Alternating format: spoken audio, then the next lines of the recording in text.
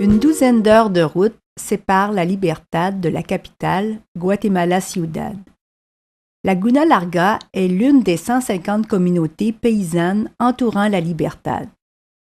Nous voici dans le Petén, une région au potentiel agricole limité qui, il y a une quarantaine d'années, a attiré des paysans pauvres à la recherche de terre. Parallèlement à cette colonisation du Petén, il y a eu au Guatemala une guerre civile qui a duré 36 ans.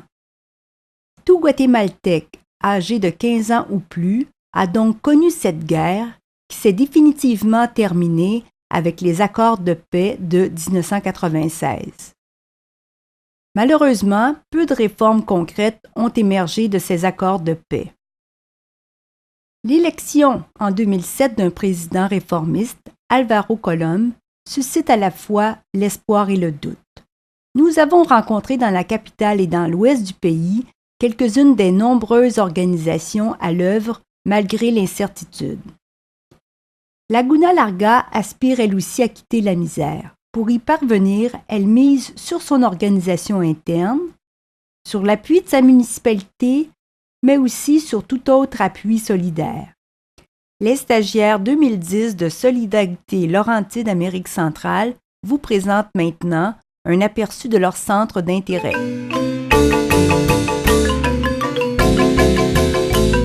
Ici, les centres de santé publique sont rares et les étudiants en médecine doivent aller à des universités privées et payantes, car celles publiques, peu nombreuses, débordent et sont désuètes. Dans les milieux ruraux, le soutien gouvernemental à la santé est minime, voire absent. La communauté que nous avons visitée est située aux alentours d'une lagune qui représente une source d'eau, source de vie. L'eau est partagée entre le lavage, la vaisselle et la baignade. Nous ne pouvions pas boire cette eau et n'avons pas osé s'y baigner. Ici, il n'y a aucune infrastructure de santé. Le peu que je sais faire sont les travaux domestiques. Il y aurait le travail de sage-femme, mais je ne connais que très peu de choses. Il me manque beaucoup de savoir. Donc, ici, il n'y a pas de sage-femme, mais on en a besoin. Non, ici, il n'y en a pas. C'est tout nouveau que je pourrais être formée. Les communautés reçoivent la visite d'un ambulancier et d'infirmières chaque 4 à 6 semaines pour les urgences et la vaccination infantile. En ce moment, nous sommes dans une situation critique. Le gouvernement et le ministère des Finances publiques ne nous aident pas. L'argent manque. Voici tout ce que nous avons comme médicaments pour 20 communautés. Combien de personnes représentent plus ou moins 20 communautés? 3374. Donc, nous sommes dans une situation critique. Mais on espère que ça va se résoudre le plus rapidement possible. Et ce n'est pas de la faute des ONG.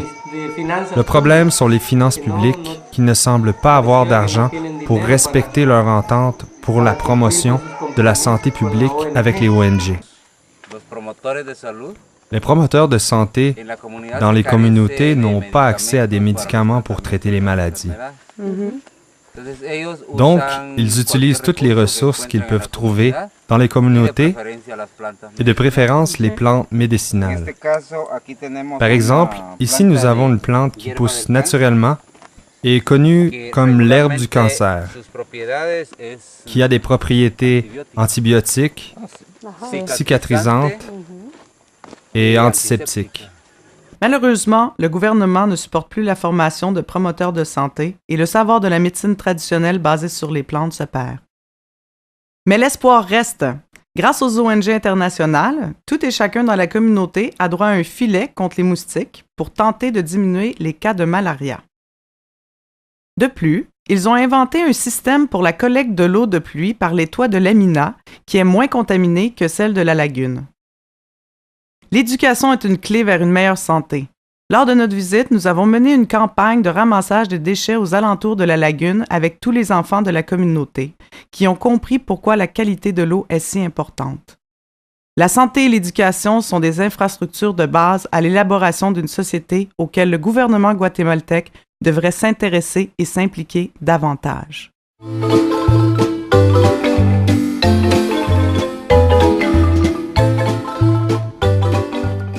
Pour cette femme qui a connu la guerre et la grande misère, l'éducation de ses enfants est une priorité pour un avenir meilleur. J'ai 7 enfants et il y en a 3 qui étudient en ville, à Shela. C'est à 16 kilomètres d'ici. Et le plus vieux est étudiant en médecine à l'université publique. On n'a pas assez d'argent pour qu'il finisse ses études. Donc, il les a arrêtés pour un moment, pour travailler dans l'atelier familial. On essaie de ramasser de l'argent. Je travaille tout le temps pour pouvoir payer l'université, car l'argent manque. C'est moi qui se bats, qui travaille tous les jours, et tout l'argent que la famille fait, que je fais, va dans l'éducation de mes enfants, pour qu'ils aient plus de chance que moi dans la vie. J'ai 14 frères et sœurs, on n'a pas pu étudier. C'est ça le problème. Quand j'étais jeune, j'ai été maltraitée. J'ai commencé à travailler à 8 ans en m'occupant d'enfants. À 15-16 ans, j'ai rencontré mon mari. Je n'ai aucune éducation. Quand je pense à mes enfants, je ne veux pas que ce soit comme cela pour eux.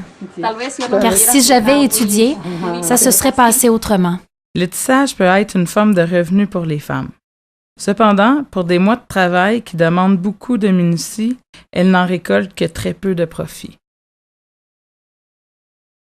Ici, au Laguna Larga, il n'y a ni électricité ni eau courante. Cela signifie que l'on marche jusqu'au cours d'eau du village pour y faire la vaisselle, le lavage ou pour aller y chercher de l'eau. Ces femmes travaillent fort du matin au soir sans répit pour elles-mêmes. Elles se font aider par leur fille aînée qui, dès un très jeune âge, s'occupe des plus jeunes et aide leur mère dans les tâches ménagères quotidiennes.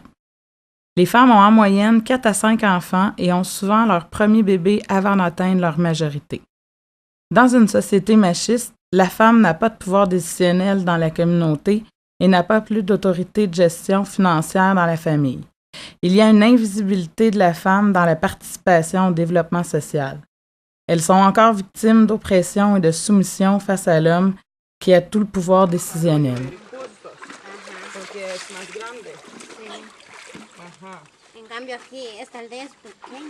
C'est ici, au moulin, que les femmes viennent moudre le maïs 2 à 3 fois par jour pour faire les tortillas, qui est l'aliment principal de tous leurs repas.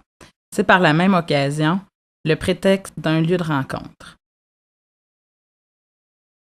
Le gouvernement est en train de mettre en place une allocation familiale qui sera gérée par les mères.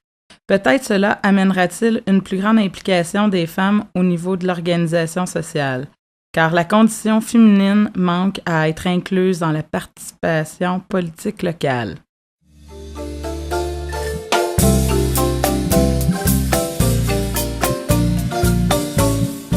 C'est suite aux accords de paix de 1996 que fut amorcée au Guatemala une modeste décentralisation du pouvoir. La participation citoyenne fut alors favorisée, particulièrement parmi les groupes les plus exclus, c'est-à-dire les femmes et les autochtones. C'est dans ce sens qu'en 2002 fut votée la loi créant les COCODES ou Conseils communautaires de développement. Dans une petite communauté comme Laguna Larga, composée de 321 personnes, tous les adultes peuvent participer à l'Assemblée générale, qui se réunit plusieurs fois par année, dont une fois pour élire son exécutif. Les membres de l'exécutif se répartissent entre eux les dossiers jugés importants par l'Assemblée générale. Cette année, c'est le vice-président Catarino Marvel Martinez qui est délégué pour représenter sa communauté au COCODE de la micro-région. L'Assemblée générale du COCODE d'El Plantel se compose des délégués des 15 communautés de la micro-région. Ces délégués établissent ensemble les priorités de la micro-région, qui sont pour 2010 les écoles et les routes. De plus, ils choisissent en leur sein un coordonnateur qui les représentera à l'instance supérieure, le COMUDE.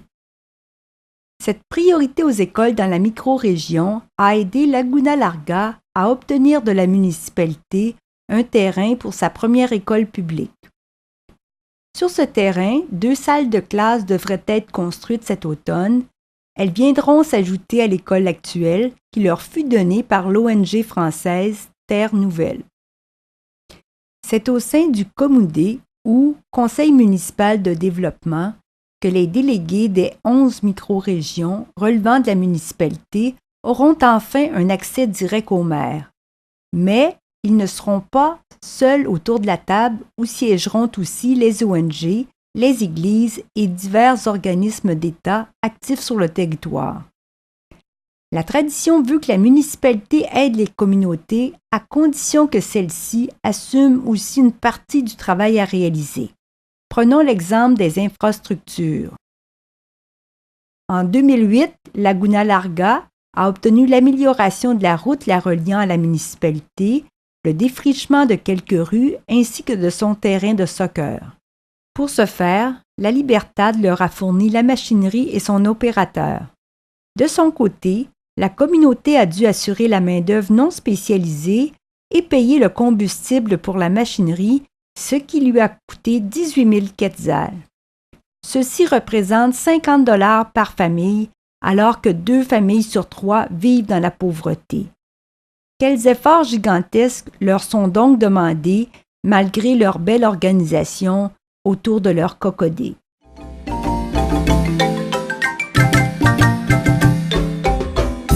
Le sous-sol du Guatemala renferme des richesses naturelles immenses.